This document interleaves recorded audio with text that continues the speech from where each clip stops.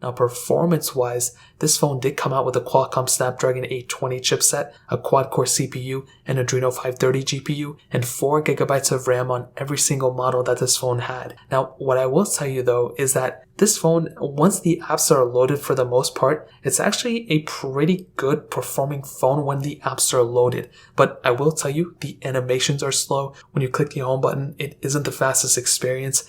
Game loading speeds and everything, it's a very slow experience when it comes down to it. But as I said before, once the games, once the apps, once the whatever you're using on this device is loaded, you're pretty much in a good spot. I actually think it's a decent performing phone in that sense. But like I said before, it's the getting the apps onto the display in the first part that it's kind of, a slow process. Android Oreo, wasn't the best version of Android. It was actually pretty decent in my opinion from what I have experienced with it. But, compared to Android 11, it doesn't have as many features. It's not as, better looking as One UI, and even One UI is not that good looking, but it's definitely not, it's outdated for sure, and I feel like the software hinders it more than it helps it. With the Pixel side of things, with the Google Pixel, even the one that came out in 2016, the Pixel 1, that phone for the most part, the software enhances the experience and makes it a much faster device because it's so stock. With this one, there's just so many moving parts in the background that really bogs this phone down. So in my opinion, the things you're going to run into the most problems with on this device